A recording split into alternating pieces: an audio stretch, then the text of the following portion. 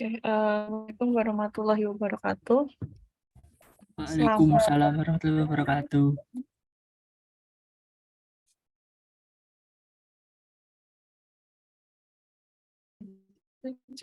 Recording in progress.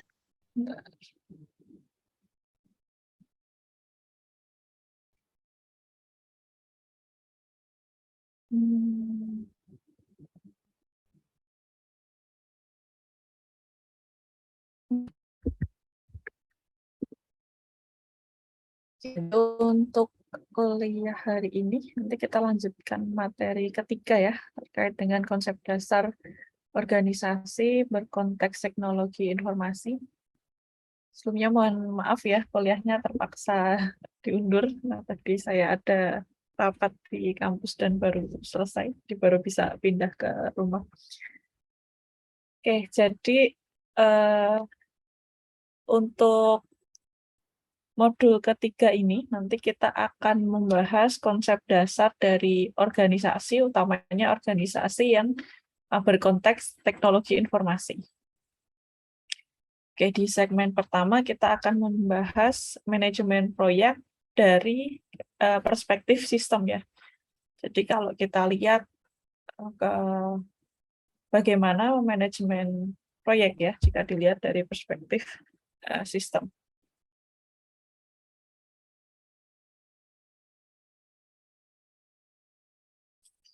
Oke, meskipun proyek bersifat sementara dan dimaksudkan untuk menyediakan produk atau layanan unik,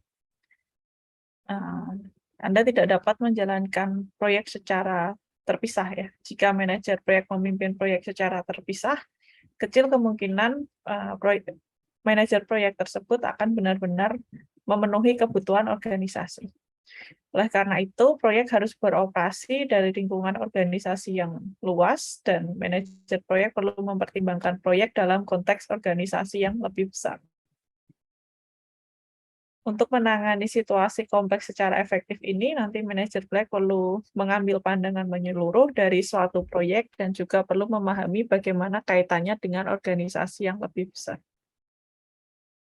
Jadi ketika mengerjakan proyek ya, manajer proyek itu tidak hanya berfokus pada pembuatan produk atau layanan ya, tapi juga melihat secara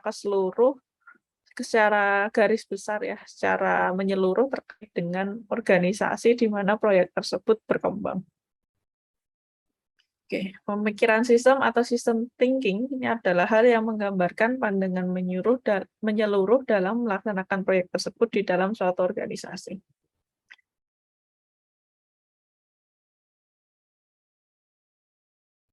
Istilah pendekatan sistem ya, jadi dari pemikiran sistem tadi dibuat suatu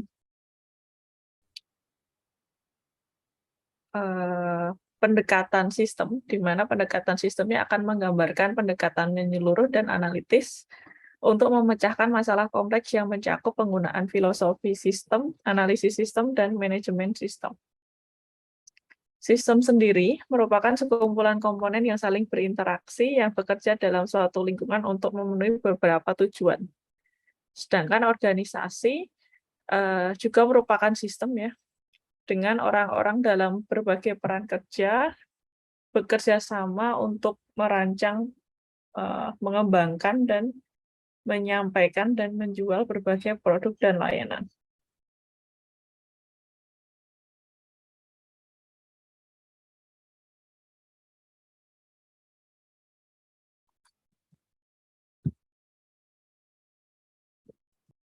Oke. Ya, jadi ada sistem, ada organisasi ya.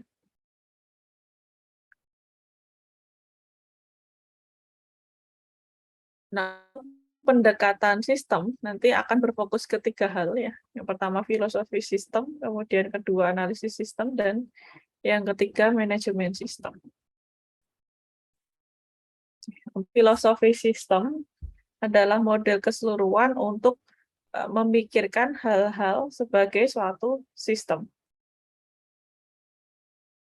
Kemudian untuk analisis sistem, ini adalah pendekatan pemecahan masalah yang memerlukan pendefinisian ruang lingkup sistem, kemudian membaginya menjadi komponen-komponen, dan kemudian mengidentifikasi dan mengevaluasi masalah, peluang, kendala, dan kebutuhannya. Jadi di sini lebih ke analisis ya, yang hasil analisisnya nanti akan digunakan untuk pemecahan masalah. Oke, setelah ini selesai analisis sistem, nanti kemudian akan memeriksa solusi alternatif untuk memperbaiki situasi saat ini, kemudian mengidentifikasi solusi atau rencana tindakan yang optimal atau setidaknya memuaskan dan memeriksa rencana itu terhadap seluruh sistem. Kemudian untuk manajemen sistemnya akan membahas masalah terkait dengan 3 hal, yaitu bisnis, teknologi, dan organisasi, yang terkait dengan pembuatan, pemeliharaan, dan modifikasi sistem. Nah, gabungan dari filosofi sistem, analisis sistem, dan manajemen sistem nanti merupakan suatu pendekatan sistem. Penggunaan pendekatan sistem tadi sangat penting untuk manajemen proyek yang sukses. Jadi jika seorang kepala manajemen dan manajer proyek ingin memahami bagaimana proyek berhubungan dengan keseluruhan organisasi, mereka harus mengikuti filosofi sistem. Kemudian mereka juga harus menggunakan analisis sistem untuk memenuhi kebutuhan dengan pendekatan pemecahan masalah ya. Jadi dari hasil analisis. Dan yang ketiga, mereka juga harus menggunakan manajemen sistem untuk mengidentifikasi isu-isu kunci dalam bisnis, teknologi, dan lingkungan organisasi yang terkait dengan setiap proyek untuk mengidentifikasi dan memuaskan stakeholder dan melakukan yang terbaik untuk seluruh organisasi. Jadi ketiga hal ini nanti berkaitan untuk pendekatan sistem.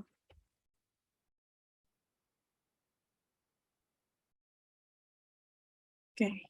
Nah, banyak mahasiswa bisnis dan juga teknologi informasi ini memahami konsep sistem dan melakukan analisis sistem, tetapi pada saat yang sama mereka sering mengabaikan manajemen sistem.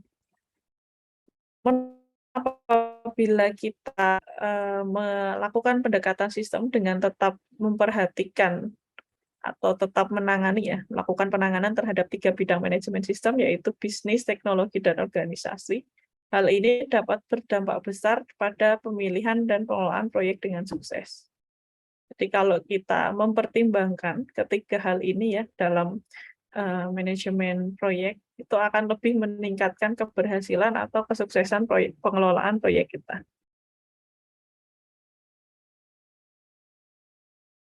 Nah, diagram ini memberikan contoh masalah bisnis, organisasi, dan juga masalah teknologi yang dapat menjadi faktor dalam proyek pengadaan tablet.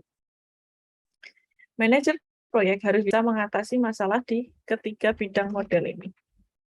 Yang pertama, dari sisi bisnis, manajer proyek harus bisa menjawab pertanyaan terkait dengan berapa biaya proyek untuk pengadaan tablet untuk kampus, kemudian apakah itu akan menambah beban biaya bagi mahasiswa, kemudian apa yang akan menyokong pembiayaan, kemudian apa dampaknya terhadap pendaftaran mahasiswa, dan sebagainya.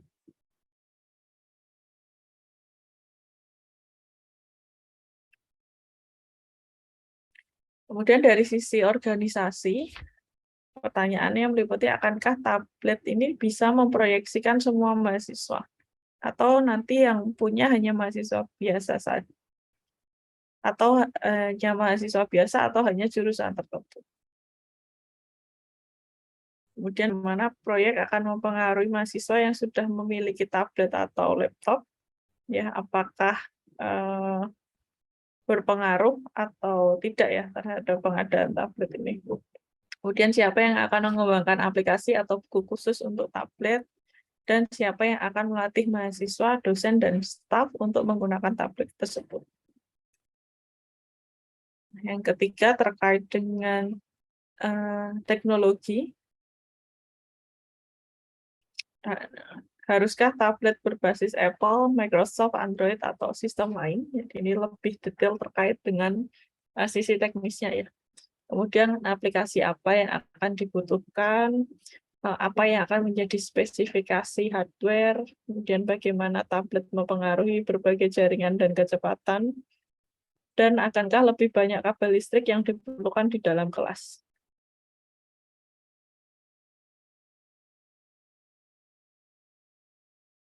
Oke, ini terkait dengan manajemen proyek. Kalau kita lihat dari perspektif sistem.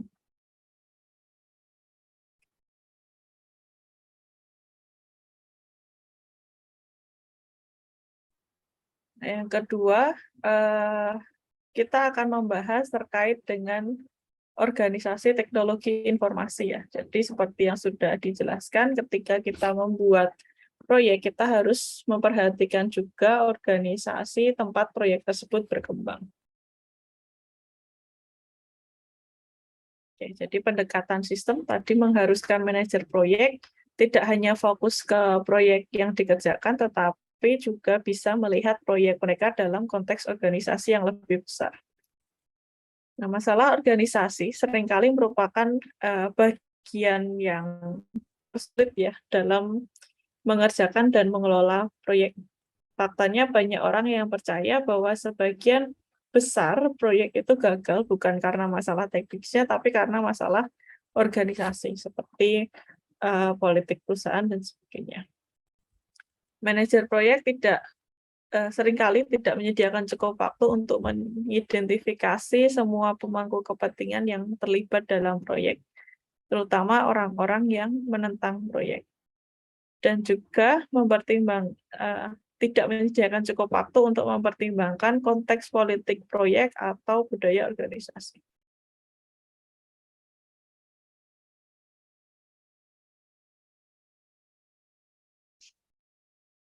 Untuk meningkatkan tingkat keberhasilan proyek TI, penting bagi manajer proyek untuk terus mengembangkan pemahaman yang lebih tentang orang-orang ataupun tentang organisasi di mana proyek tersebut dikembangkan. Untuk pemahaman organisasi dengan lebih baik dapat dicoba dengan berfokus pada perspektif yang berbeda. Nah, kita bisa memandangnya dalam 4 kerangka atau 4 frame ya. Jadi organisasi dapat dipandang memiliki 4 frame atau kerangka yang berbeda, yaitu kerangka struktural, kemudian ada kerangka sumber daya manusia, kerangka politik, dan kerangka simbolik.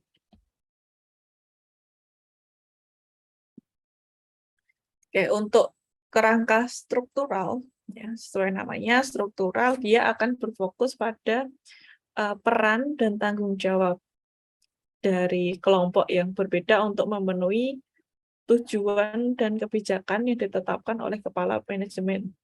Selain itu, kerangka ini sangat rasional dan juga berfokus pada koordinasi dan kontrol. Kerangka ini berkaitan dengan bagaimana organisasi terstruktur ya, dan ini biasanya digambarkan dengan menggunakan bagan organisasi. Jadi misalnya dalam kerangka struktural ini,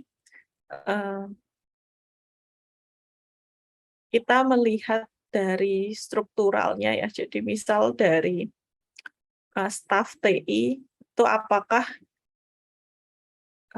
terpusat ya menjadi satu departemen. Jadi ada departemen TI, di bawahnya kemudian ada staf TI.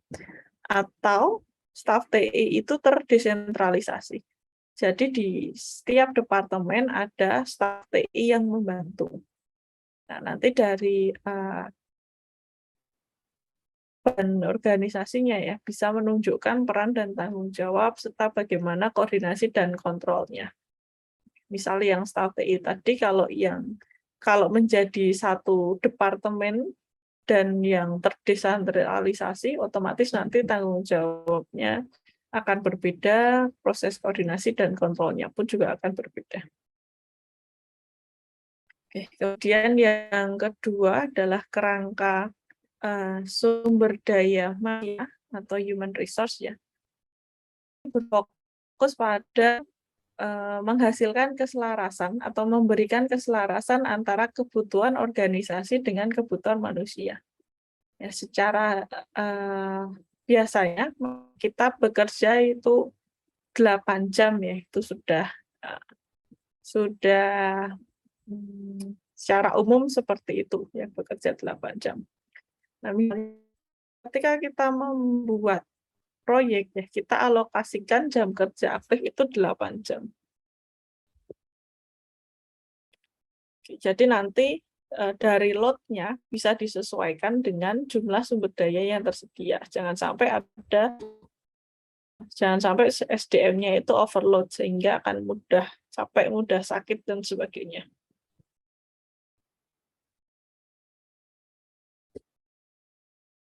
Ya, jadi kita usahakan untuk membuat jadwal kerja itu tidak bertentangan dengan kehidupan pribadi manusia, ya utamanya untuk kebutuhannya, sehingga tidak pengaruh terhadap kesan. Kemudian kerangka yang ketiga ada kerangka politik. Ini membahas politik baik organisasi ya dan pribadi. Politik dalam organisasi itu seperti persaingan antar kelompok atau antar individu untuk mendapatkan kekuasaan sumber daya ataupun mendapatkan jabatan kepemimpinan. Nah, kerangka politik ini menekankan bahwa organisasi adalah koalisi yang terdiri dari berbagai individu dan kelompok kepentingan. Seringkali keputusan penting perlu dibuat tentang alokasi sumber daya yang jarang atau langka. Untuk persaingan sumber daya ini akan membuat konflik ya. Konflik menjadi suatu permasalahan dalam organisasi, dan kemudian ada kekuasaan juga, itu akan meningkatkan kemampuan untuk mendapatkan sumber daya. Jadi di kerangka politik biasanya nanti akan terbentuk koalisi, baik yang terdiri dari individu ataupun kelompok tertentu, dan mereka mempunyai suatu kepentingan. Perebutan persaingan sumber daya tadi nanti akan menimbulkan konflik, dan biasanya yang memegang sebagai pemimpin ya, kekuasaan ya, sebagai jabatan itu akan diperebutkan. Jadi permasalahan utama di dalam kerangka politiknya adalah konflik dan kekuasaan. Kemudian yang terakhir adalah kerangka simbolik, berfokus pada simbol dan makna. Jadi yang dalam kerangka ini aspek terpenting dari setiap peristiwa dalam suatu organisasi bukan berfokus pada apa yang terjadi, tetapi apa maknanya atau apa artinya.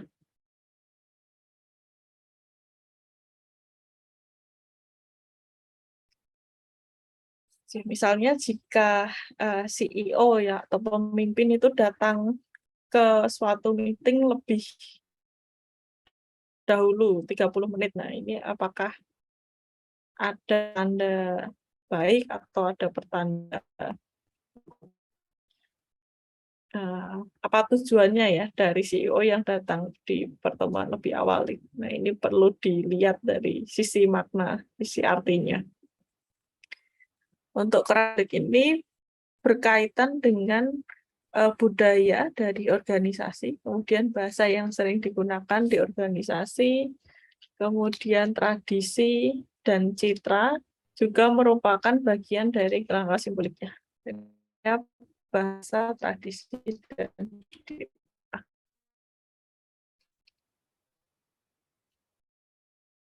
Bagaimana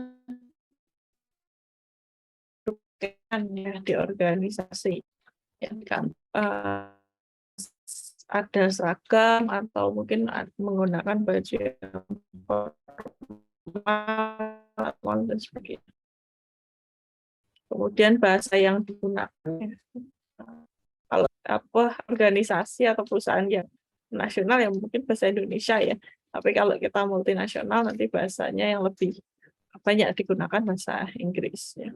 Atau mungkin ada perusahaan yang memang dari asing ya, yang ada di Indonesia ini mungkin akan menggunakan bahasa dari CEO-nya itu.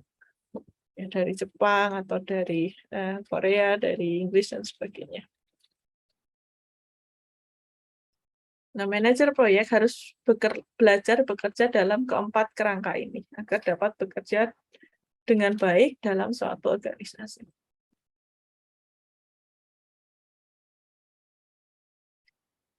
Oke, kemudian terkait dengan struktur organisasi ya, banyak diskusi tentang organisasi berfokus pada struktur organisasi yang dapat mengambil beberapa bentuk.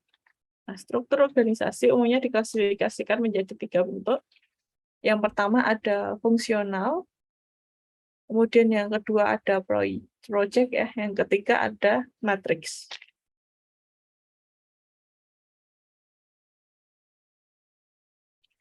Nah, untuk struktur organisasi fungsional ini berupa hierarki yang dipikirkan orang ketika membayangkan bagan organisasi.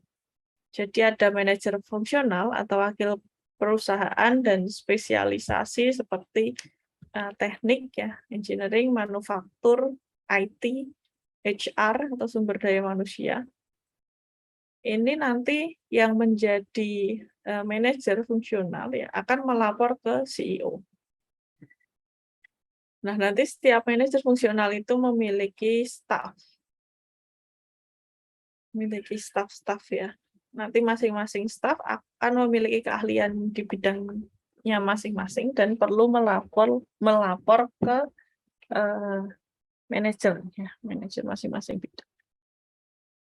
Jadi bagan ini menggambarkan bentuk dari struktur organisasi yang fungsional ya, di mana terdapat CEO yang membawahi manajer fungsional untuk beberapa bidang, ada engineering, manufacturing, IT, dan HR.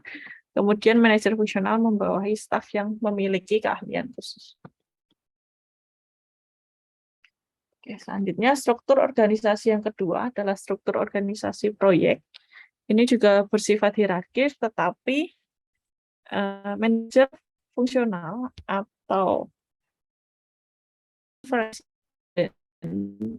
wakil dari perusahaan ya akan melapor ke CEO. Kemudian manajer program melapor ke CEO. Bukan manajer fungsional yang melapor ke CEO, tapi manajer program, manajer melapor ke CEO. Kemudian staf memiliki berbagai keterampilan nanti menjadi satu staf-staf yang memiliki berbagai keterampilan dibutuhkan menyelesaikan proyek dalam suatu program ini akan menjadi satu di bawah komando dari manajer program. Ya, kalau ini tadi komandonya ada di manajer fungsional, kalau ini nanti dipecah per programnya. Jadi ada program A yang diketuai manajer program A, program B ada diketuai manajer program B. Nah, nanti stafnya bervariasi dari beberapa departemen.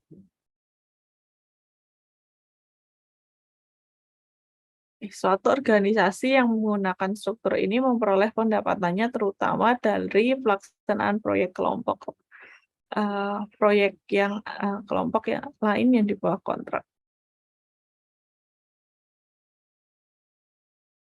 Jadi misalnya banyak perusahaan arsitektur, kemudian engineering, konsultan, ini menggunakan struktur organisasi proyek.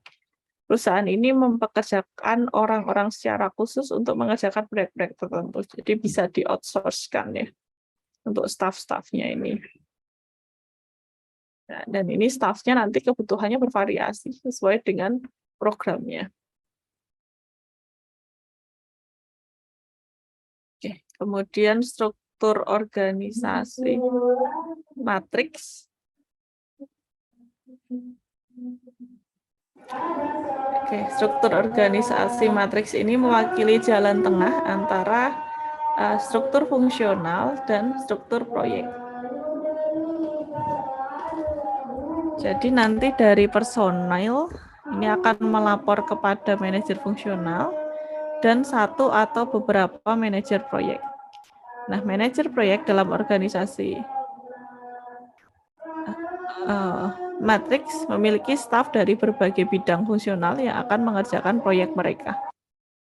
Jadi di sini ada CEO ya, kemudian ada manajer dari berbagai bidang. Nah, ini nanti akan ada stafnya tiap bidang ini. Kemudian di setiap bidang dari yang menjadi manajer program. Nah, ini juga nanti akan memimpin untuk suatu proyek tertentu. Ya, ini akan menjadi pimpinan proyek tertentu. Kemudian nanti dari tiap bidangnya akan mengambil staf. Nah, staf ini perlu lapor ke project manager dan perlu lapor juga ke manajer fungsionalnya.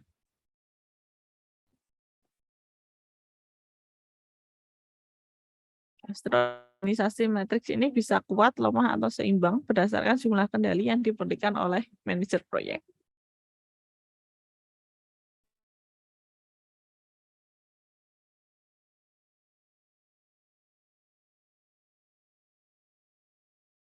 Kemudian organisasi taptian lain merupakan serangkaian asumsi, nilai, dan juga pelaku utama yang organisasi. Budaya sering mencakup elemen dari keempat kerangka yang dijelaskan sebelumnya, dan penting dicatat bahwa organisasi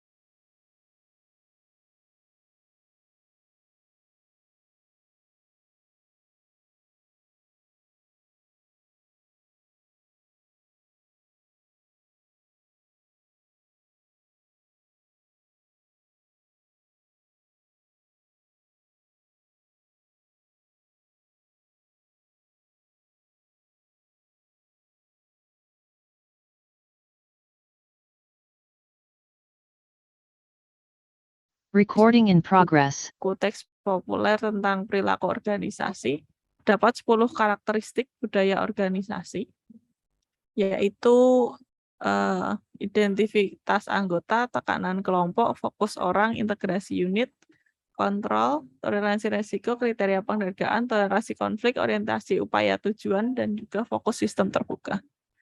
Budaya organisasi ini berhubungan dengan manajemen proyek yang sukses ya. Suatu proyek akan berhasil apabila proyek tersebut dikembangkan dalam organisasi yang memiliki budaya di mana karyawan yang pertama akan lebih mengidentifikasi diri sebagai organisasi. Jadi organisasi itu identitas anggota, sehingga dia akan menjaga ya nama baik dari organisasi tersebut seperti menjaga nama baiknya. Kemudian yang kedua dari tekanan kelompok, di mana aktivitas kerja seringkali menekankan untuk mencakup kebutuhan kelompok ya, kepentingan kelompok. Kemudian fokus yang seimbang pada orang, kemudian ada integrasi unit yang kuat, ada kontrol yang kuat, kemudian ini adanya integrasi unit ya, adanya integrasi unit yang kuat, kemudian ini adanya kontrol yang seimbang, kemudian ini adanya toleransi resiko yang tinggi, kemudian adanya kriteria penghargaan. Jadi nanti akan diberikan penghargaan berbasis kinerja untuk karyawan yang ada di sana, di suatu organisasi. Kemudian toleransi konflik yang tinggi, bagaimana menghandle jika timbul konflik-konflik dalam organisasi. Kemudian organisasi berfokus pada orientasi upaya dan tujuannya. Jadi effort dan goal-nya. Kemudian yang terakhir adalah fokus sistem terbuka.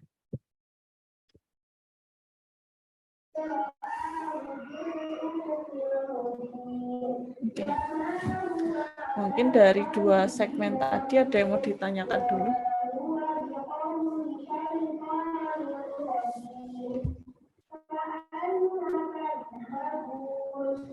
Ini suara saya terdengar nggak ya? Kedengaran, Bu. Kedengaran ya? Oke, soalnya ada ya depan masjid ya jam segini manggil anak untuk ngaji. Mungkin nanti sampai jam 4 aja biasanya.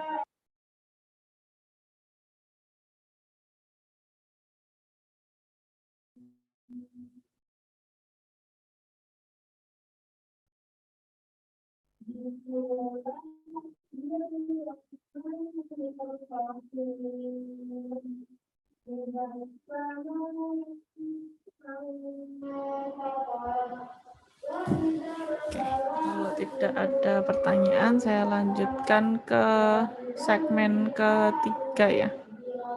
Segmen ketiga ini terkait dengan siklus hidup proyek. Kemudian nanti di segmen keempat membahas siklus hidup dari produk ya.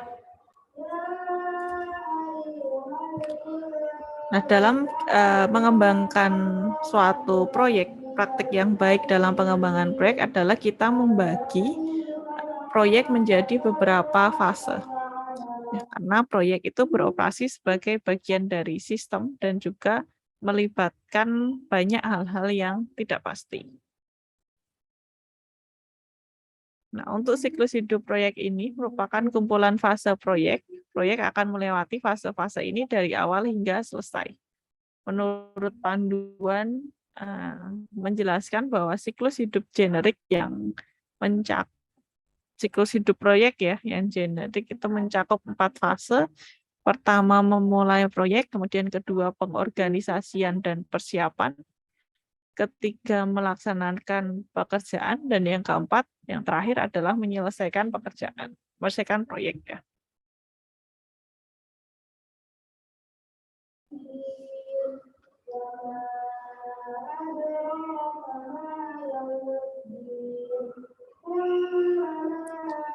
Oke, kemudian siklus hidup proyek ya.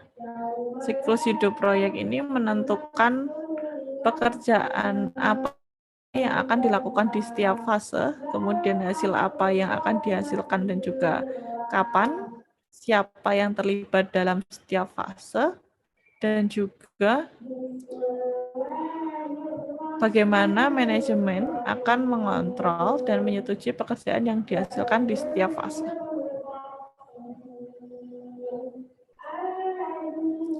Hasil dari proyek nanti adalah produk atau layanan seperti laporan teknis, sesi pelatihan, perangkat keras atau hardware, kemudian segmen kode perangkat lunak yang diproduksi atau disediakan sebagai bagian dari proyek.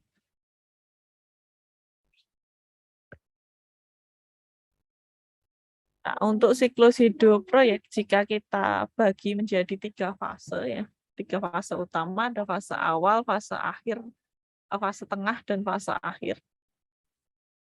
Pada fase awal siklus hidup proyek, kebutuhan sumber daya biasanya paling rendah dan tingkat ketidakpastiannya paling tinggi. Karena kita masih meraba-raba ya terkait dengan proyek tersebut.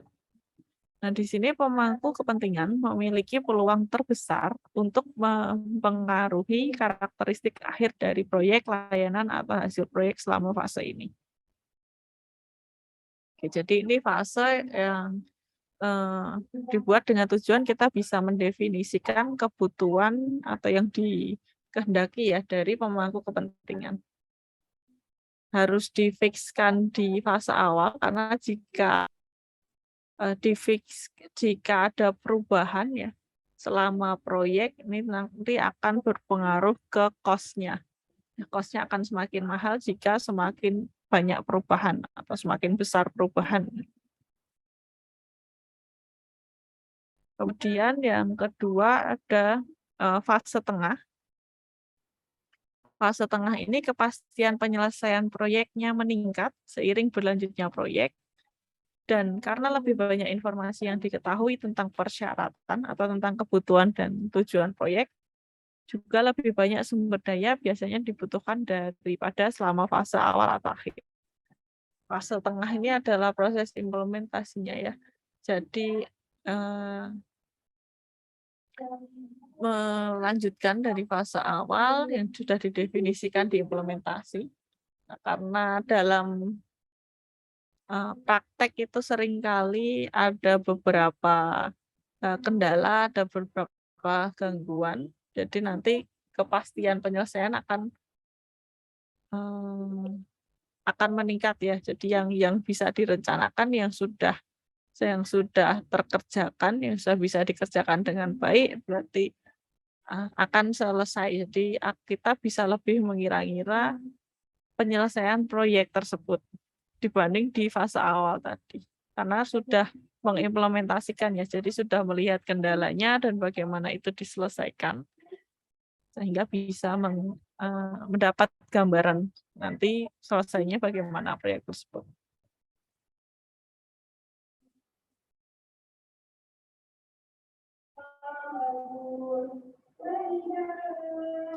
Kemudian fase akhir proyek ini berfokus pada memastikan bahwa kebutuhan proyek terpenuhi dan bahwa sponsor proyek menyetujui penyelesaian proyek.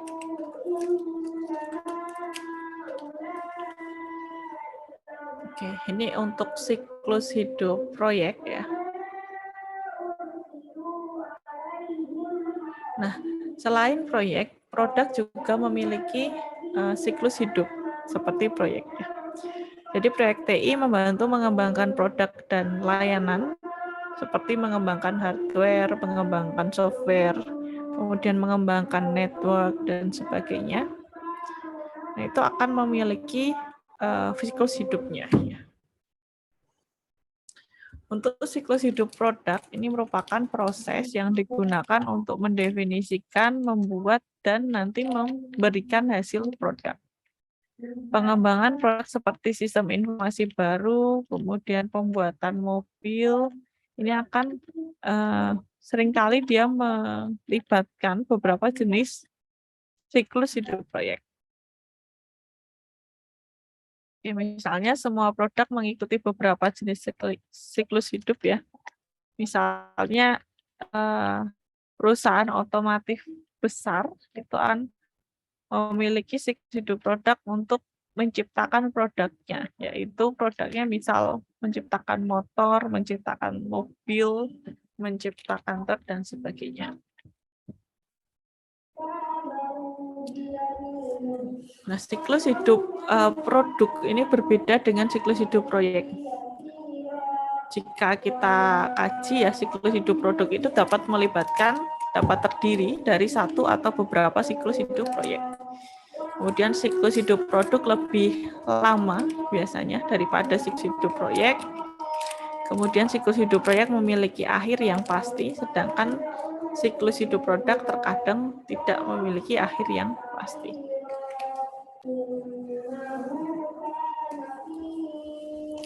Sebagian besar profesional TI nanti akrab dengan konsep siklus hidup produk, terutama untuk mengembangkan software. Proyek pengembangan software adalah salah satu bagian dari proyek TI ya. Banyak proyek TI melibatkan penelitian, analisis, dan kemudian pembelian dan pemasangan hardware dan software baru dengan sedikit atau tanpa pengembangan software yang sebenarnya diperlukan.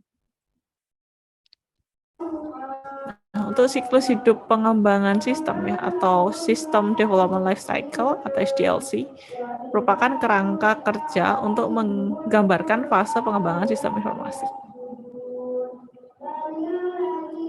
Jadi ada siklus hidup atau life cycle sendiri ya untuk pengembangan sistem, itu disebut dengan SDLC. Oke, untuk siklus hidup produk atau pengembangan produk ini ada 5 macam. Ya, terdapat 2 faktor penting untuk memutuskan siklus hidup mana yang akan kita gunakan, yaitu dari sisi tingkat perubahan kebutuhan dan frekuensi penyampaian hasil yang bermanfaat. Jadi dari sisi kebutuhan atau sisi definisi ya, bahwa kebutuhan sistem oleh stakeholder itu perubahannya akan cepat atau akan lambat, itu akan mempengaruhi siklus hidup mana yang cocok kita gunakan untuk pengembangan produk kita. Serta dari sisi frekuensi penyampaian hasil yang bermanfaat. Nah, jadi bagaimana hasil progres dari pengembangan proyek perlu disampaikan. Ada yang disampaikan tiap hari, perlu ada update. Ada yang disampaikan ketika ketika berhasil membuat suatu produk, kemudian langsung disampaikan ya. Ada juga yang ketika semuanya sudah selesai baru disampaikan. Ada yang per bagian disampaikan, ada yang menunggu semuanya selesai baru disampaikan hasilnya. Nah, dari dua faktor penting tadi ya, tingkat perubahan kebutuhan dan frekuensi penyampaian hasil yang bermanfaat dibagi menjadi 5 siklus hidup atau life cycle. Yang pertama ada predictive life cycle. Di predictive life cycle, ruang lingkup, jadwal, dan biaya ditentukan lebih awal, jadi ditentukan lebih dahulu, dan perubahan ruang lingkup dikelola dengan hati-hati. Jadi kita berusaha untuk tidak terjadi perubahan yang besar dari yang sudah didefinisikan. PMA akan mengacu siklus hidup prediktif ini disebut juga sebagai siklus hidup waterfall. Kemudian yang kedua adalah siklus hidup berulang atau siklus hidup iteratif. Di sini ruang lingkup ditentukan lebih awal, tetapi perkiraan waktu dan biaya akan diubah seiring dengan meningkatnya pemahaman produk. Nah, iteratif digunakan untuk mengembangkan produk melalui serangkaian siklus yang berulang, yang beriterasi ya. Jadi serangkaian siklus yang berulang untuk menambah fungsional produk. Jadi pertama develop A, kemudian dilanjutkan ya, develop B, develop C, dan seterusnya secara berulang. Pendekatan ini akan bekerja baik ketika ada tingkat perubahan yang tinggi, tingkat perubahan kebutuhan yang tinggi, dan juga frekuensi penyampaian hasil yang rendah.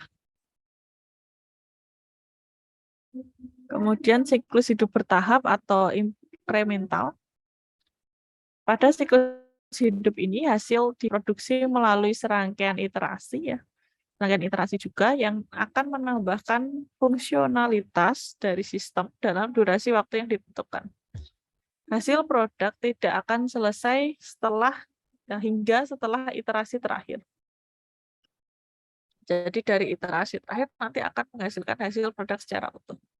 Nah, pendekatan ini akan paling cocok digunakan ketika tingkat perubahan yang rendah dan frekuensi penyampaian hasil yang tinggi. Oke, kemudian nomor 4, siklus hidup adaptif. Pada siklus hidup ini, pemangku kepentingan akan menentukan ruang lingkup terperinci sebelum memulai iterasi. Kemudian menghasilkan produk yang digunakan pada akhir setiap iterasi. Siklus hidup ini dikenal juga sebagai siklus hidup agile atau change driven. Nah, saat ini paling banyak ya yang digunakan berbasis agile ini. Pendekatan ini paling baik ketika ada tingkat perubahan tinggi dan frekuensi penyampaian hasilnya pun juga tinggi. Kemudian yang terakhir, siklus hidup hybrid. Ini merupakan kombinasi pendekatan yang digunakan berdasarkan sifat penelitian. Ya, jadi misalnya beberapa hasil mungkin memiliki tingkat perubahan yang rendah dan frekuensi penyampaian hasil yang tinggi.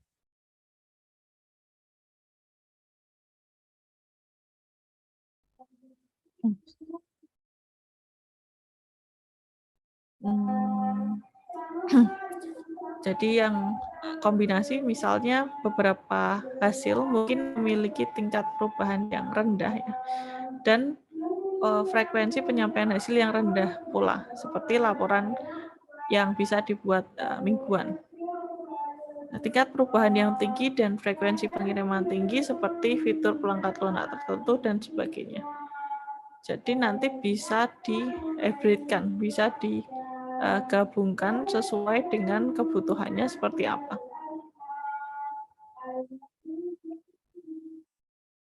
Bisa menggabungkan beberapa sifat ya dari siklus hidup prediktif yang lain. Saat ini yang kebanyakan digunakan antara yang adaptif atau yang hybrid ya, yang gabungan.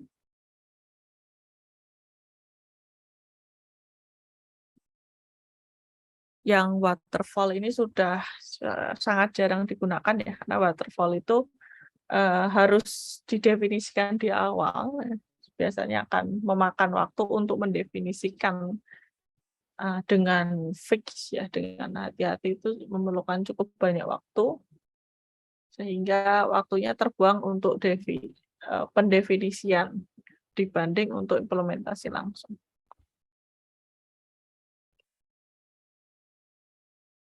Oke, nah dari model hidup yang siklus hidup yang prediktif tadi ya, siklus hidup prediktif itu bisa dibagi menjadi beberapa siklus hidup ya. Ada waterfall, dia memiliki tahapan yang linear, yang jelas mulai dari analisis sistem, kemudian desain, implementasi, pengujian, dan pemeliharaannya. Kemudian yang kedua ada model hidup spiral. Ini dikembangkan untuk menyempurnakan model yang waterfall. Nah, di model siklus hidup spiral ini akan terbuka terhadap perubahan dan memungkinkan kembali ke fase kebutuhan untuk memperjelas dan merancang revisi.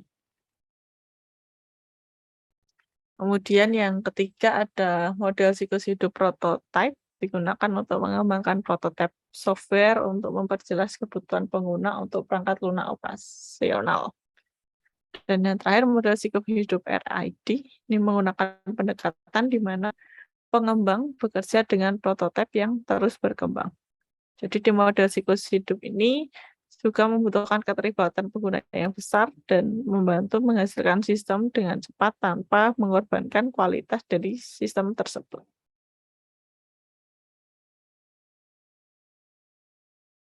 Oke, jadi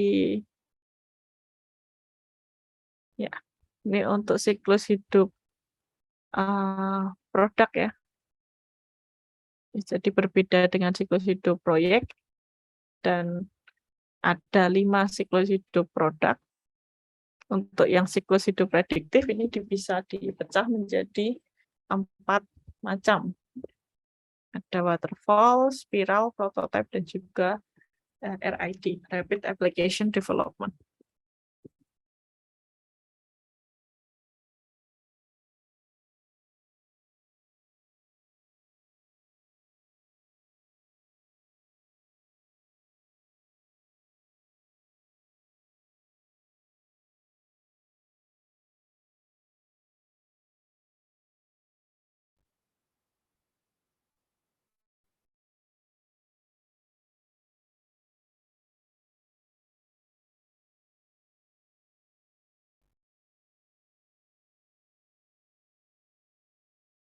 Oke, ada yang mau ditanyakan dulu untuk materinya?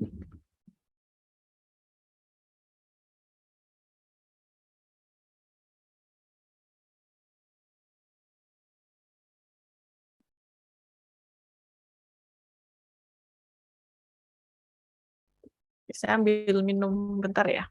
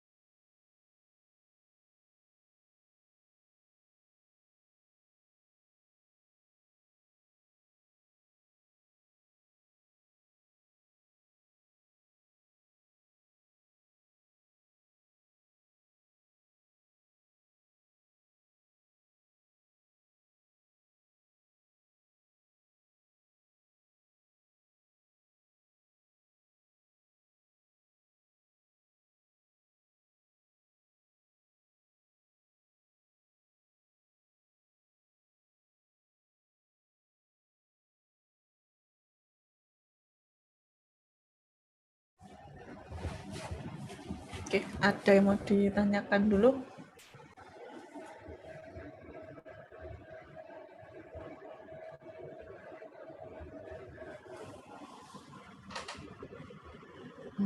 Oke ya. Oke, jadi di segmen selanjutnya ya, segmen kelima, ini akan membahas terkait dengan konteks proyek teknologi informasi. Nah, untuk konteks proyek ini akan memiliki dampak penting pada siklus hidup atau life cycle pengembangan produk yang berhubungan dengan bab sebelumnya ya, berhubungan dengan segmen sebelumnya. Jadi konteks proyek memiliki dampak penting pada siklus hidup atau life cycle pengembangan produk mana yang paling efektif untuk proyek pengembangan perangkat lunak tertentu. Demikian juga beberapa masalah unik untuk industri TI akan memiliki dampak penting dalam mengelola proyek TI. Hal ini termasuk di dalamnya ada sifat proyek, kemudian karakteristik anggota tim proyek yang terlibat, dan juga sifat keberagaman teknologi yang terlibat. Oke, kalau kita tinjau satu persatu ya, dari sifat proyek TI itu lebih beragam dibanding dengan proyek di bidang atau di industri lain. Beberapa proyek TI bisa melibatkan jumlah orang untuk menginstal hardware, kemudian menginstal software yang terkait ya. Kemudian proyek lainnya bisa melibatkan ratusan orang untuk menganalisis proses bisnis beberapa organisasi, dan kemudian mengembangkan perangkat lunak baru dengan pengguna untuk memenuhi kebutuhan bisnis. Ada juga proyek yang kecil ya, yang berorientasi pada pembuatan hardware. Nanti beragam jenis hardware dilibatkan seperti komputer PC, kemudian mainframe, jaringan, dan sebagainya. Jadi bisa kecil, bisa proyek yang besar.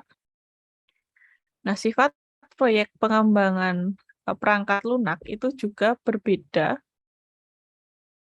dibanding dengan proyek yang berorientasi perangkat kelas. Kalau perangkat keras atau hardware itu biasanya mungkin terkait dengan pengadaan ya, atau terkait dengan penyusunan ya, penyusunan perangkat keras tersebut. Nah, sedangkan untuk yang perangkat lunak atau software itu lebih bervariasi ya, sesuai dengan kebutuhan biasanya, kebutuhan dari perusahaan atau dari organisasi. Misal proyek perangkat lunak untuk e-commerce saja itu ada banyak ya.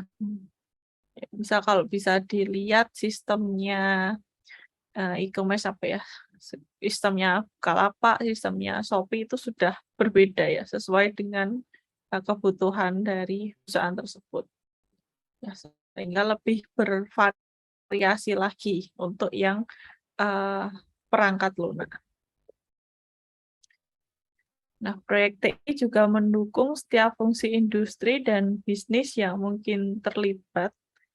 Misalnya ketika kita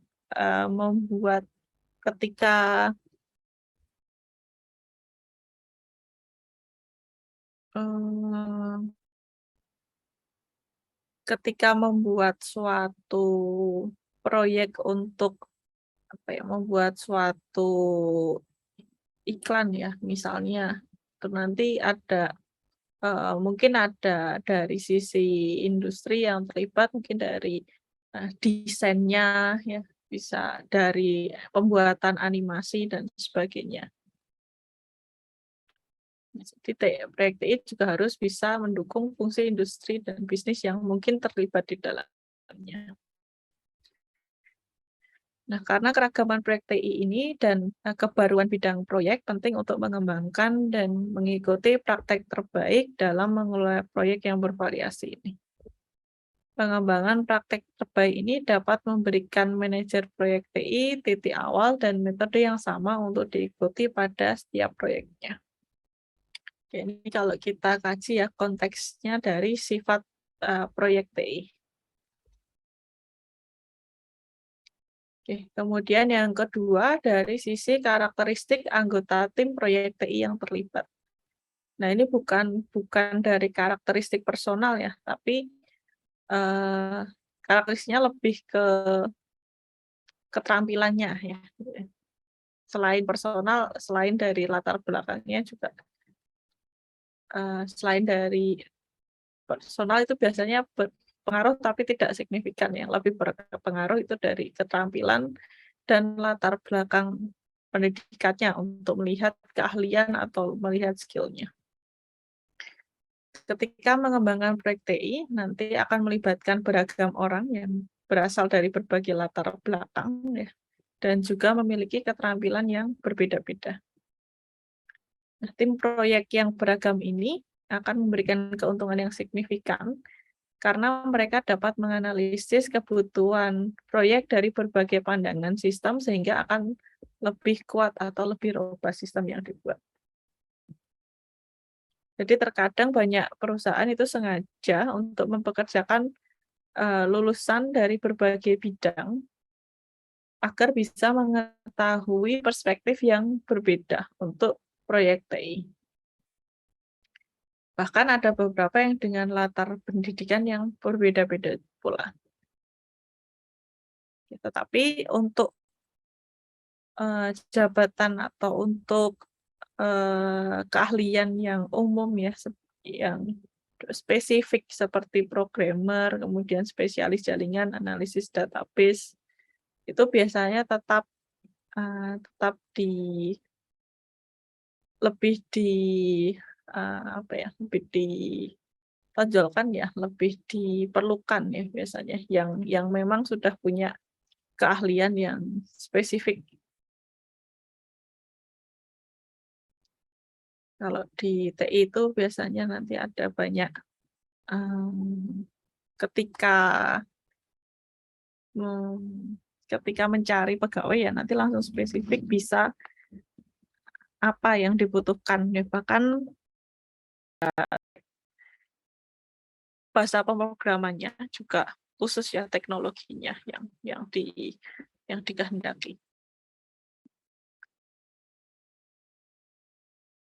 Beberapa proyek TI memerlukan keterampilan orang hanya dalam beberapa fungsi pekerjaan, tetapi beberapa memerlukan masukan dari berbagai pihak.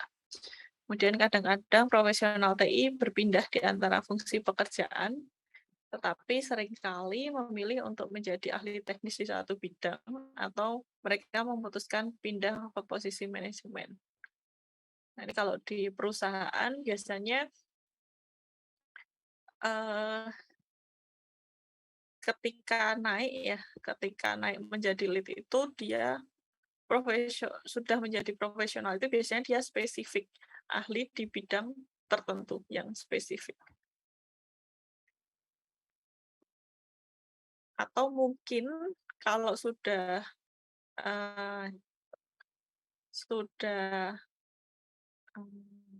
kurang suka ya di posisi developer, itu biasanya malah pindah ke manajemen. Pindah ke manajemen biar nggak ngoding itu ya kalau di perusahaan itu. Pokoknya semakin ke bawah itu biasanya harus membutuhkan skill yang lebih banyak ya.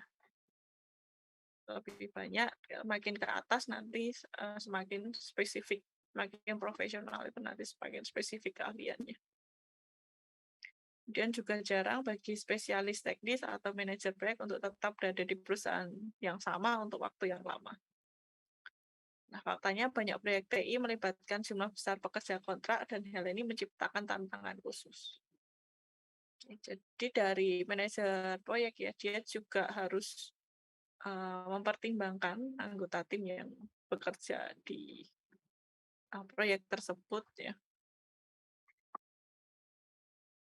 Harapannya memang anggotanya bisa bekerja lama, bisa bekerja sampai proyeknya selesai, tapi terkadang memang kondisi tersebut tidak terpenuhi. Jadi seringkali, kalau kontraknya habis ya, pekerjanya itu keluar, sehingga nanti ada pergantian anggota tim. Nah, ini manajer proyek harus bisa menghandle tantangan khusus tersebut di lapangan ya.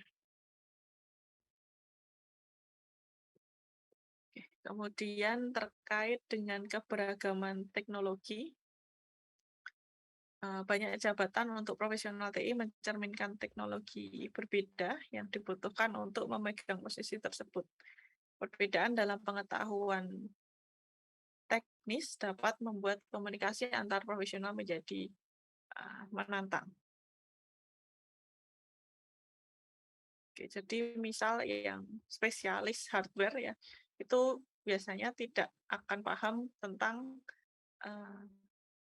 analis database ya, bahasa dalam analis database.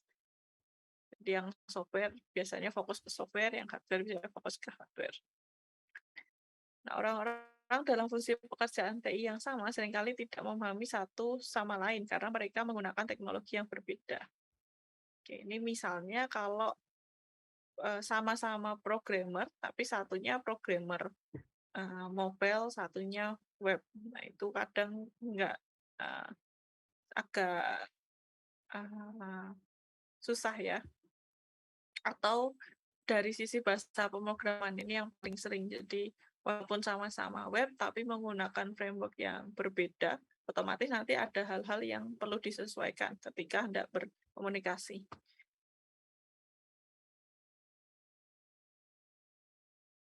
Kemudian masalah lain dengan beragam teknologi adalah dapat berubah dengan cepat.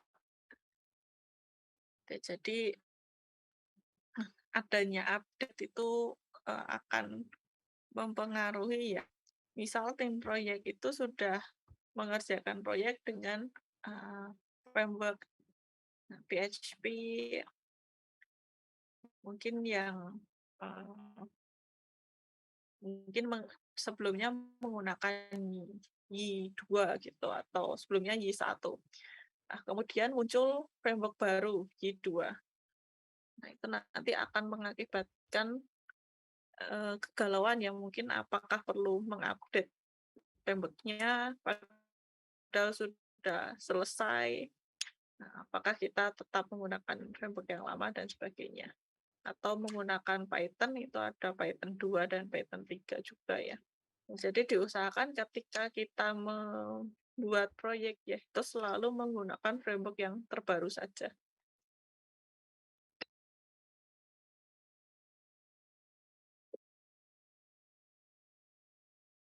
Oke, kemudian lingkungan yang serba cepat ini membutuhkan proses yang sama cepatnya untuk mengelola dan menghasilkan proyek dan produk TI. Jadi kalau bisa menghasilkan proyek ya dan produk dengan cepat, itu akan lebih baik karena semakin lama nanti semakin ada update ya. Jadi yang kita buat nanti jadi out of date, jadi nggak baru lagi. Oke, itu tadi ya. Jadi dari konteks proyek TI yang membedakan proyek TI dengan yang lain, kita bisa lihat dari sifat proyeknya, dari karakteristik anggota tim yang terlibat, dan dari sifat keberagaman dari teknologi di dalam proyek TI tersebut.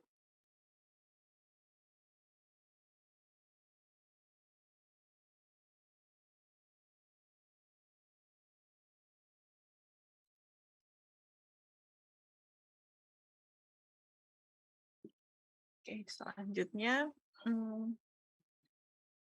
di segmen ke-6 ini akan membahas terkait dengan tren terkini dalam manajemen proyek TI. Tren terkini dalam manajemen proyek TI ini meliputi adanya pengaruh dari peningkatan globalisasi, kemudian ada outsourcing ya, yang seringkali digunakan manajer proyek untuk mendapatkan anggota tim, itu bisa melakukan outsource. Kemudian bagaimana tim virtual ya, jadi seiring berkembangnya teknologi itu kita bisa bekerja dengan online ya, dengan virtual. Seringkali tim itu dibuat dalam virtual ya. Jadi kita tidak pernah bertemu secara offline, tapi kita bisa bekerja sama. Nah, itu sedang tren ya, sedang tren saat ini dalam manajemen proyek TI, utamanya setelah pandemi. Jadi muncul banyak yang menggunakan tim virtual ini. Kemudian tren terkini lagi adalah manajemen proyek yang agile ya, yang life cycle-nya agile, yang menciptakan tantangan dan peluang bagi manajer proyek untuk mengembangkan proyek dan menghandle tim mereka. Ya, kita akan bahas persatu persatu. Yang pertama dari globalisasi ya. Globalisasi ini secara signifikan telah mempengaruhi berbagai bidang, termasuk bidang TI di dalamnya. Misalnya saja perusahaan TI besar seperti Microsoft atau IBM, ini awalnya dimulai di Amerika Serikat, kemudian sebagian besar bisnis mereka bersifat global, bahkan perusahaan dan individu di seluruh dunia berkontribusi pada pertumbuhan teknologi informasi dan bekerja serta berkolaborasi dalam berbagai proyek TI. Nah, di sini penting bagi manajer proyek untuk bisa mengatasi berbagai masalah utama saat mengerjakan proyek yang global seperti ini.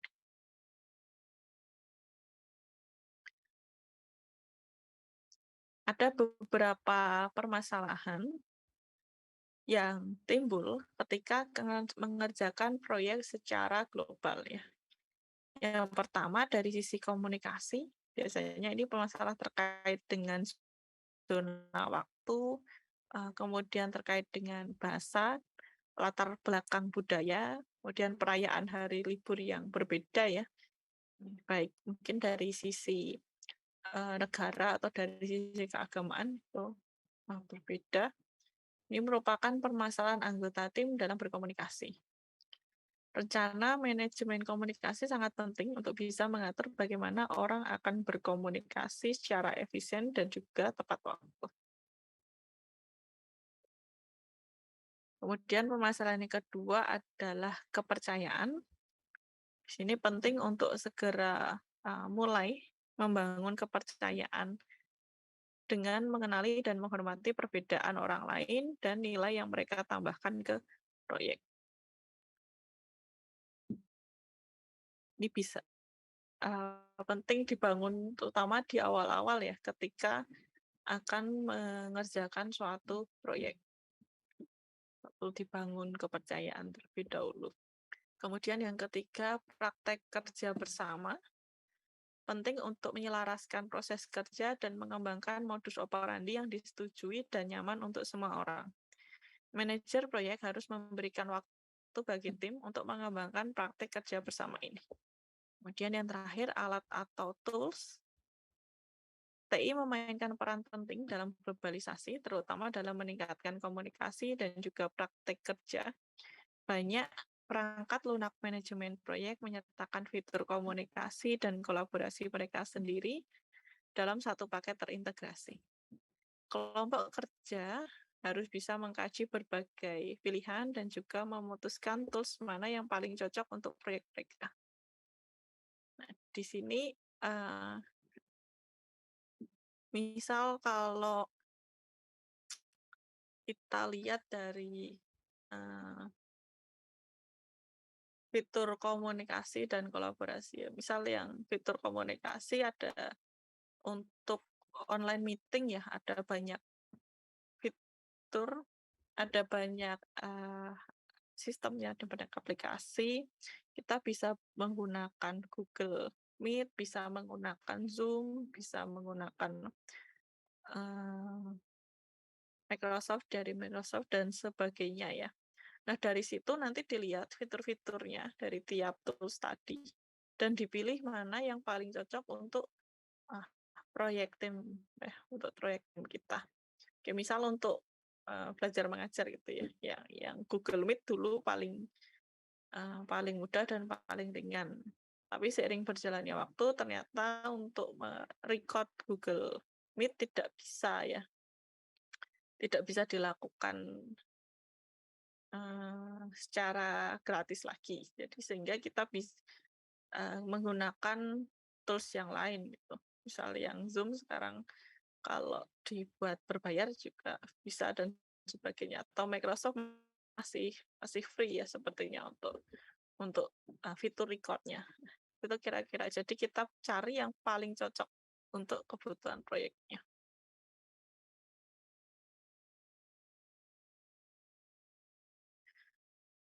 Nah, jika kita mengelola tim proyek secara global, jadi kalau anggota timnya terdiri dari beberapa orang dari berbagai negara, di sini ada saran untuk mengelolanya.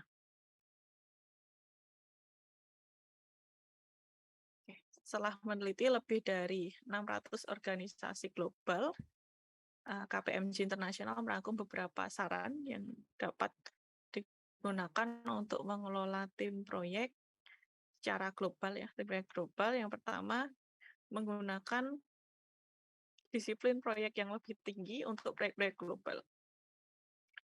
Nah, jika tidak, kelemahan dalam disiplin proyek tradisional dapat ditambah dengan perbedaan geografis. Jadi kalau sudah ditetapkan due date-nya ya, sesuai dengan zona waktu yang disepakati, harus disiplin ya, harus manajer proyek harus stick untuk deadline tersebut ya, harus strict. Kemudian berpikir secara global tetapi bertindak secara lokal untuk menyelaraskan dan mengintegrasikan pemangku kepentingan di semua tingkat proyek. Kemudian ketiga, mempertimbangkan kolaborasi daripada standarisasi untuk membantu menyeimbangkan tujuan dan pendekatan proyek. Jadi kolaborasi ini mengkolaborasikan seluruh anggota tim proyek ya. Jadi yang ahli di bidang apa membantu di bidang akan mengembangkan apa ya yang tidak harus dibuat standar. Jadi satu orang harus bisa mengerjakan A, B, C, D. Itu tidak harus, tapi dibuat yang ahli A mengerjakan bagian A, ahli B mengerjakan bagian B, itu nanti akan lebih baik ya. Kemudian mempertahankan momentum berjalannya proyek yang biasanya akan memiliki durasi yang lama. Oke, jadi di sini ada momentum.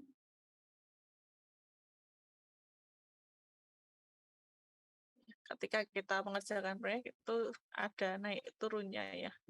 Ketika proyeknya lama, kita harus manajer proyek harus bisa menjaga prosesnya agar anggota yang ada di dalamnya itu tetap menjaga semangatnya ya, agar tetap bisa mengikuti proyek tersebut. Kemudian yang terakhir mempertimbangkan penggunaan alat dan teknologi yang lebih baru, yang mungkin lebih inovatif. Jadi selalu ketika memulai proyek cari yang paling baru saja.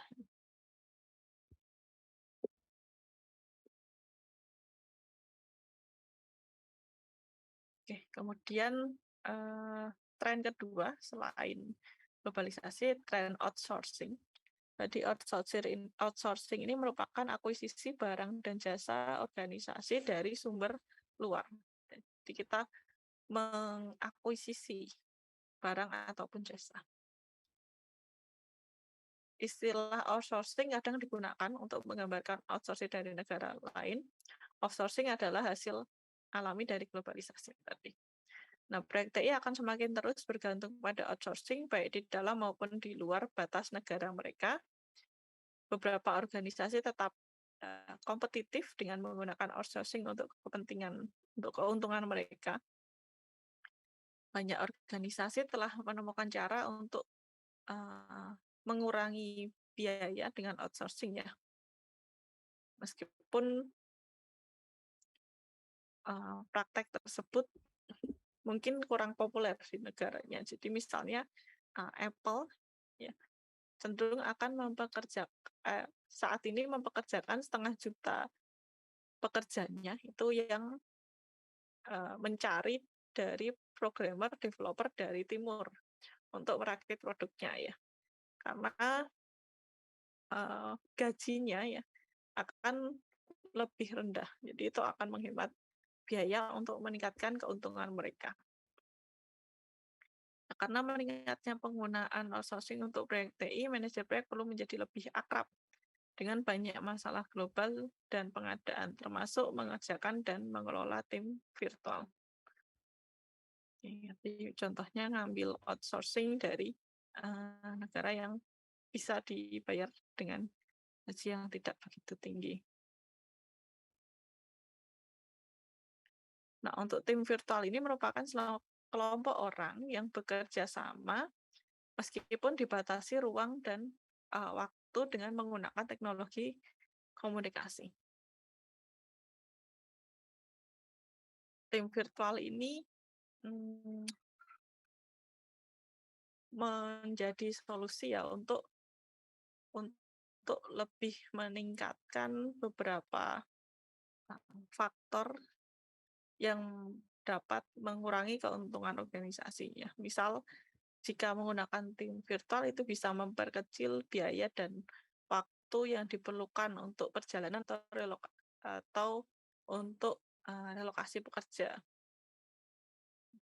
Kemudian bisa berkomunikasi dengan cepat ya, walaupun jaraknya jauh. Kemudian bisa juga mempekerjakan orang di lokasi yang memiliki biaya hidup lebih rendah, dan dengan adanya tim virtual, preferensi pekerja untuk jam kerja itu lebih fleksibel ya, karena ada perbedaan waktu. Jadi kalau timnya virtual, ada kemungkinan jika jadwalannya tepat nanti bisa selalu ada ya yang maintenance sistem. Kalau kita bisa mempekerjakan orang dari seluruh dunia nanti bisa dibuat seperti itu. Jadi intinya di sini tidak terbatas ruang dan waktu ya.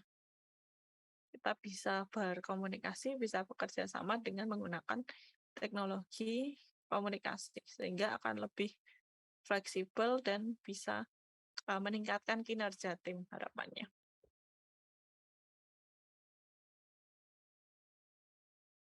Nah, untuk tim virtual ini memiliki keuntungan, tapi juga memiliki beberapa kerugian. Keuntungannya diantaranya menurunkan biaya, karena banyak pekerja virtual itu tidak memerlukan ruang kantor, kemudian tidak memerlukan dukungan di luar kantor juga, misal dari untuk transportasinya, ya, itu tidak perlu, dari biaya makan dan sebagainya juga tidak perlu.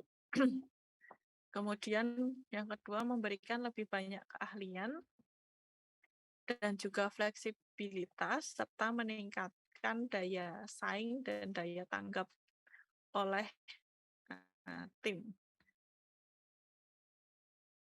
Jadi misal tadi bisa membagi timnya ya, sehingga nanti bisa bekerja kapan saja, siang atau malam, bisa dibagi ya. Kemudian meningkatkan keseimbangan antara pekerjaan dan kehidupan bagi anggota tim dengan menghilangkan adanya jam kerja tetap dan kebutuhan untuk berpergian ke tempat kerja. Sehingga waktunya bisa digunakan untuk yang lainnya. Disesuaikan dengan kebutuhan dari setiap anggotanya.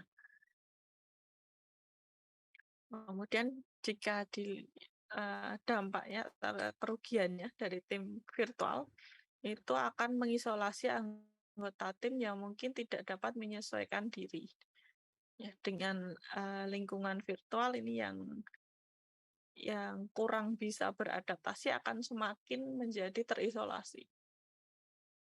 Kemudian bisa meningkatkan potensi masalah komunikasi anggota tim karena komunikasi dengan virtual itu beda jika kita bertemu ya. Jika bertemu akan lebih berbeda karena nanti kalau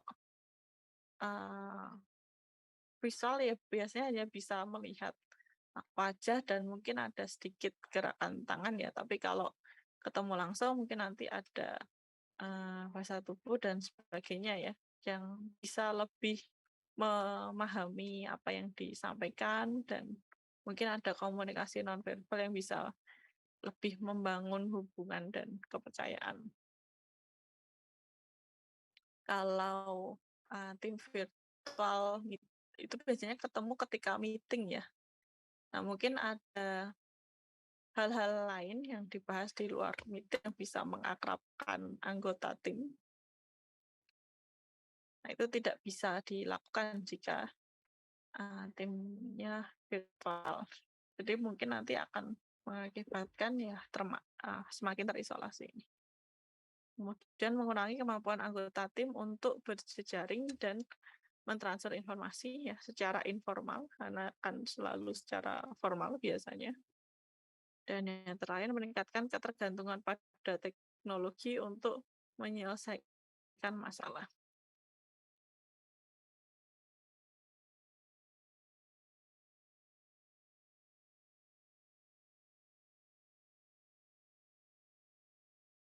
Oke. Terkait dengan tim virtual, menurut penelitian tentang tim virtual ini mengungkapkan beberapa faktor yang dapat mempengaruhi keberhasilan tim virtual. Oke, yang pertama terkait dengan proses tim, penting untuk menentukan bagaimana tim virtual akan beroperasi ya. Misalnya tim harus setuju bagaimana dan kapan pekerjaan akan dilakukan, kemudian akan menggunakan teknologi apa, kemudian bagaimana mengambil keputusan dalam tim, dan lain-lain. Kemudian gaya kepemimpinan ini berkaitan dengan gaya kepemimpinan manajer proyek ya. Ini akan mempengaruhi semua tim, terutama untuk tim virtual. Kemudian kepercayaan dan hubungan, terkait dengan manajer proyek yang perlu mengadakan pertemuan tatap muka jika tidak dapat menggunakan konferensi telepon atau video. Jadi untuk membangun kepercayaan dan hubungan bisa dilakukan offline juga ya, mungkin dilakukan tatap muka beberapa kali. Karena penting untuk membangun kepercayaan tim ya. Walaupun sulit dilakukan dengan tim virtual, tapi hal ini perlu dilakukan dulu di awal. Jadi kalau kita kepercaya ke rekan kerja, nanti ke depannya pekerjaan tersebut akan lebih mudah ya, kalau saling percaya. Kemudian pemilihan anggota tim dan preferensi peran, di sini penting untuk memilih anggota tim di mana semua peran tercakup dan semua anggota juga harus memahami peran mereka dalam tim. Kemudian kesesuaian tugas teknologi, tugas TI yang harus dilakukan anggota tim perlu disesuaikan dengan kemampuan teknologinya.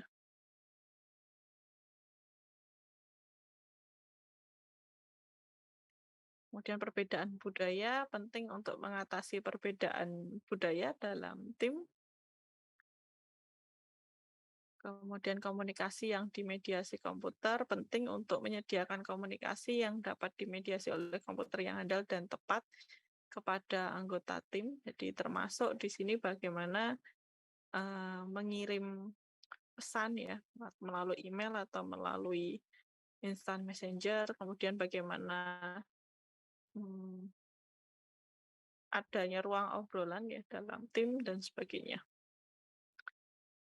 Kemudian siklus hidup tim, di sini manajer proyek harus mengatasi siklus hidup tim, terutama saat menugaskan anggota tim dan menentukan jadwal yang dapat dikirimkan. Kemudian insentif. Nah, tim virtual ini juga memerlukan berbagai jenis insentif untuk menyelesaikan pekerjaan berkualitas tinggi dengan tepat waktu. Jadi kalau yang tim tradisional itu kan kalau lebih dari jam kerja itu biasanya ada uang lembur ya. Nah, di tim virtual ini juga harus ada kebijakan tentang insentif. Ya, walaupun waktunya waktunya bisa dikerjakan tidak terikat dengan jam kerja. Ya, tapi jangan sampai overwhelmed dengan pekerjaan ya. Jadi harus di-set yang 8 jam yang normalnya. Kemudian jika lebih harus ada insentifnya. Agar anggota tim tetap mau mengerjakan pekerjaan tersebut dan agar selesai tepat waktu. Kemudian terkait dengan manajemen konflik, penting untuk menangani manajemen konflik. Jadi tim virtual tetap akan memiliki konflik ya, sehingga bagaimana cara untuk menanganinya nanti perlu dipikirkan.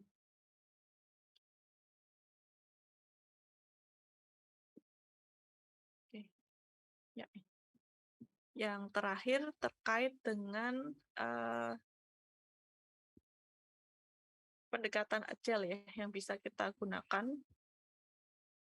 Jadi agile berarti menggunakan pendekatan di mana kebutuhan dan solusi berkembang melalui kolaborasi. Agile dapat digunakan untuk pengembangan perangkat lunak atau di lingkungan apapun di mana kebutuhannya tidak diketahui atau berubah dengan cepat. Jadi kunci agile ini adalah sesuatu yang berubah dengan cepat. Jadi di organisasi yang agile ini bukan hanya cepat, tetapi juga berarti tepat mempertimbangkan kebutuhan pelanggan. Jadi dari perubahan yang cepat, bagaimana organisasi ini bisa menghandle-nya, ya, bisa menyesuaikan solusinya dengan kebutuhan dari pelanggan atau dari stakeholder-nya ya. Perubahan hanya bukan sekadar teknologi yang agile, tetapi juga perubahan pola pikir di seluruh organisasi untuk fokus menjadi mudah beradaptasi dan mendorong mewujudkan nilai bisnis kepada pelanggan. Orang dan proses penting untuk tingkat agile yang lebih tinggi dan budaya adalah kunci yang membuka sifat agile ini. Jadi agile tidak hanya fokus ke sisi teknologinya, tapi yang agile juga harus orangnya ya, orang-orang di dalam organisasi tersebut. Agar dia bisa lari lebih cepat ya, bisa bekerja dengan sistem yang agile ini.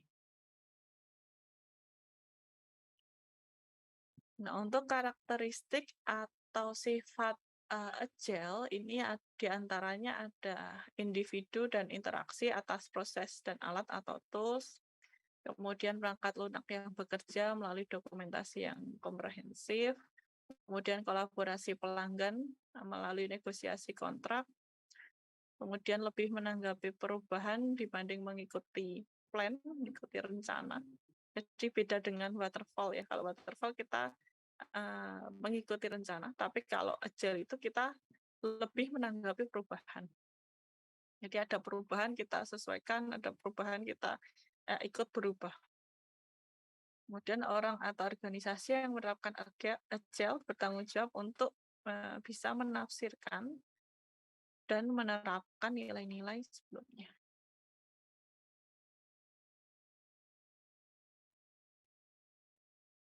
Nah, di agile ini salah satu teknik yang bisa kita gunakan, kita bisa menggunakan kerangka Scrum ya.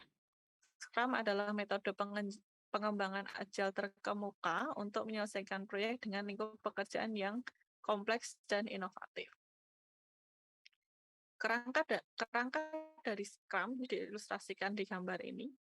Jadi di sini ada product owner ya, product owner pemilik produknya, dia akan membuat daftar keinginan atau wishlist ya, atau disebut juga sebagai backlog. Ini stakeholder ya akan membuat list kebutuhan-kebutuhannya yang menjadi produk backlog. Nanti dari produk backlog ini akan diurutkan mana yang lebih prioritas, mana yang tidak. Kemudian selama perencanaan sprint atau sprint planning, nanti tim akan mengambil bagian kecil dari backlog tadi. Ya, bagian kecil dari wishlist akan diambil mulai dari yang paling atas, mulai dari prioritas paling tinggi. Nah, ya, bagian yang diambil ini disebut sebagai sprint backlog. Ini contohnya kita ambil 2 ya.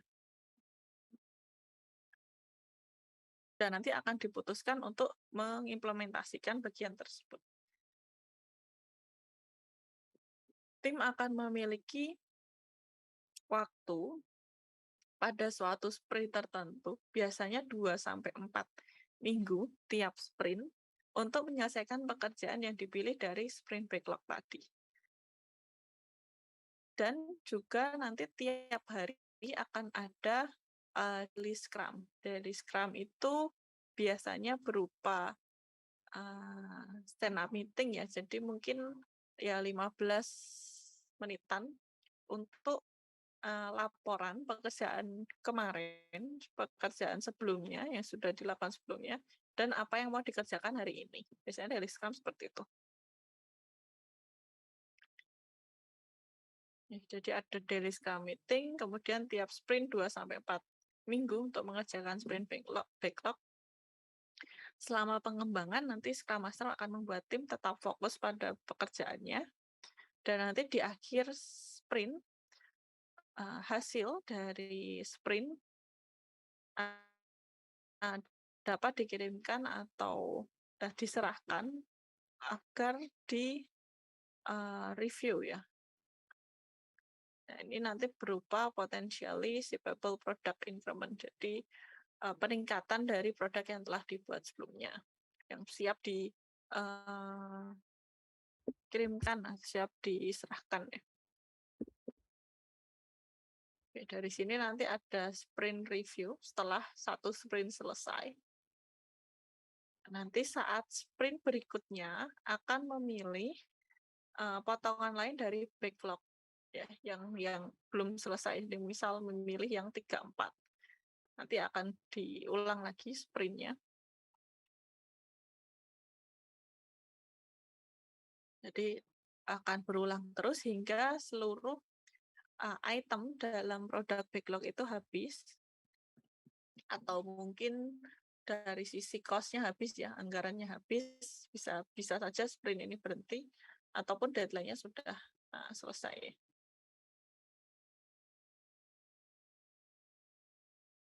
Nah, nanti tugas dari Scrum Master, dia harus memastikan proyeknya ini berakhir sesuai dengan waktu yang ditentukan dan cost-nya juga. Tapi di sini yang perlu diperhatikan adalah kita karena ini pendek ya durasinya 2-4 minggu, dan dari produk backlog ini bisa diprioritaskan mana yang lebih penting sehingga nanti bisa menangani jika ada update atau ada perubahan. Scrum ini akan lebih bisa menangani update karena dengan menggunakan konsep yang agile. Selain menggunakan Scrum, terdapat teknik lain ya, yaitu Kanban.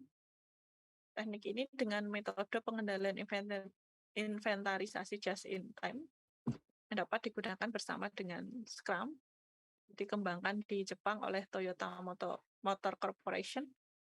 Kanban akan menggunakan penanda visual untuk memandu alur kerja ya. Jadi misalnya nanti ada suatu board atau papan.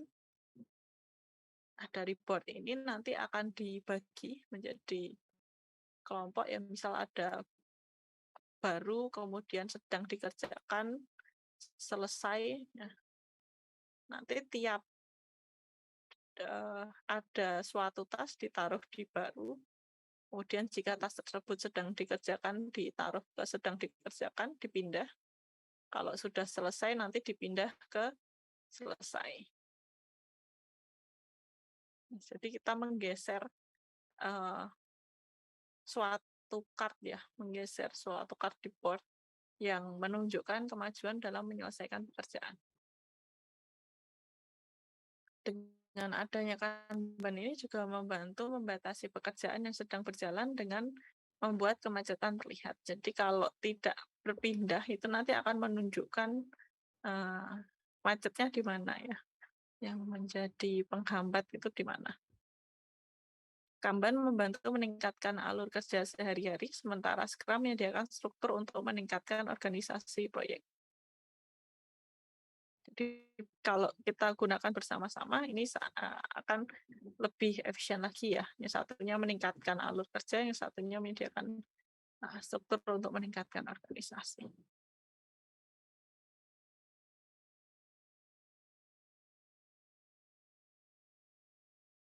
Oke. Nah, untuk materinya yang pertemuan 3 sampai sini ya. Jadi tadi kita sudah membahas cukup banyak hal terkait dengan manajemen perspektif atau pandangan ya, pendekatan sistem, kemudian membahas organisasi teknologi informasi yang berbeda dengan organisasi biasanya, kemudian siklus hidup proyek, siklus hidup produk, kemudian konteks dari proyek teknologi informasi, dan yang terakhir membahas tren terkini. Tren terkini dalam manajemen proyek teknologi informasi ada macam-macam ya, tadi globalisasi, outsourcing, tim virtual, dan juga manajemen proyek yang kecil. Oke. Ada yang mau ditanyakan dulu?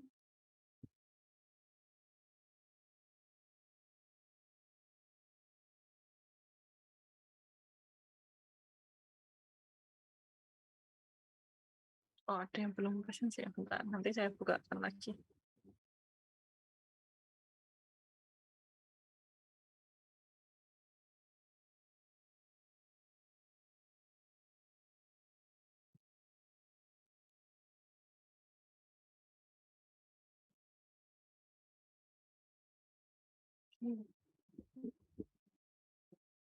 Minggu depan kita bahas terkait dengan proposal proyek ya, dan pengadaan proyek. Nanti mungkin ada tugas untuk membuat ya, mencoba membuat proposal proyek. Bu, izin bertanya, Bu. Ya, Mas Noval. Proposalnya itu SKPL bukan, Bu? SKPL itu SKPL itu spesifikasi itu loh, Bu, untuk pengembangan perangkat lunak itu loh, Bu. Sama atau tidak, Bu? Kurang lebih. kurang lebih ya kira-kira ya seperti itu sih. Jadi nanti ada case tertentu ya yang berkaitan dengan TI, nanti dibebaskan saja case-nya. Tapi membuat proposalnya harus ada komponen-komponen proposal yang besok akan dijelaskan. Untuk proyeknya sebetulnya saya nanti akan serahkan case-nya ke mahasiswa. Jadi boleh proyek apa saja, mau pengadaan komputer, pengadaan TI, pengadaan sistem, atau perangkat lunak, itu terserah. Yang penting nanti ada komponen-komponennya. Gitu kira-kira untuk tugasnya. Baik, Bu. Terima kasih, Bu. Oke.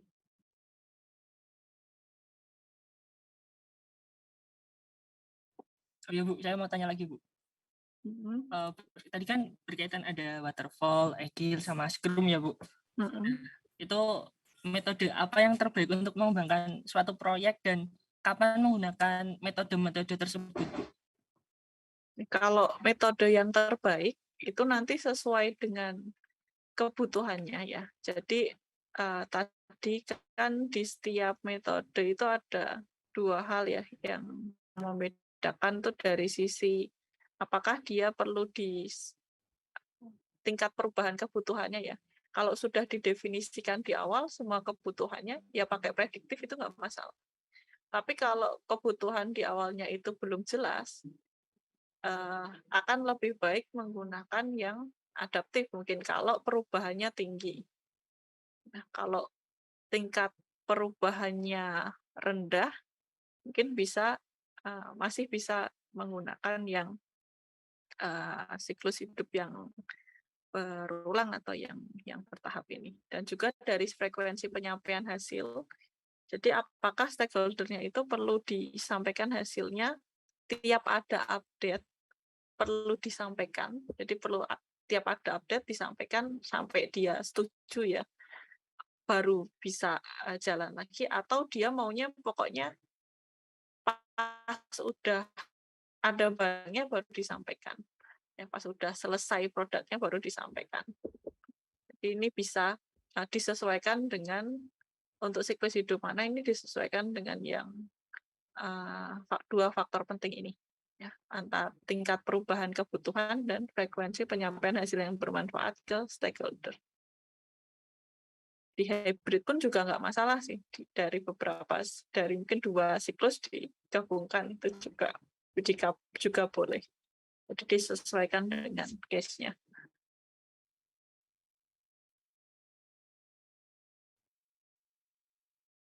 Tapi rata-rata yang paling banyak memang yang agile ya, yang saat ini digunakan, yang banyak digunakan.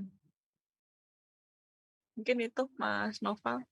Ibu, terima kasih Ibu. Ya.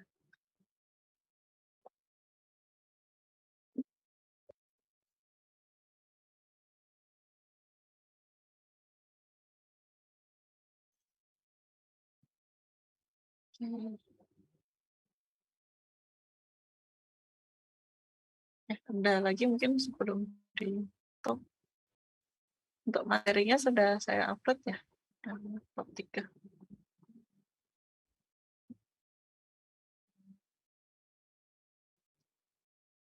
Oke, kalau tidak ada, silahkan tadi yang belum presensi dulu.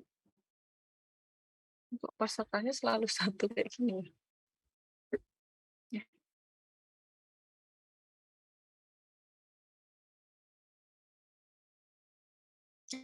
Mungkin itu ya untuk sesi hari ini saya cukupkan. Terima kasih semuanya untuk kehadirannya. Kita lanjutkan lagi minggu depan. Semoga nggak mundur dari jadwal. Semoga bisa mulai jam 14.30 ya. Oke, saya cukupkan untuk pertemuan hari ini. Terima kasih. Selamat sore. Assalamualaikum warahmatullahi wabarakatuh. Waalaikumsalam warahmatullahi wabarakatuh. Waalaikumsalam warahmatullahi wabarakatuh. Sore, Bu. Makasih banyak, Bu.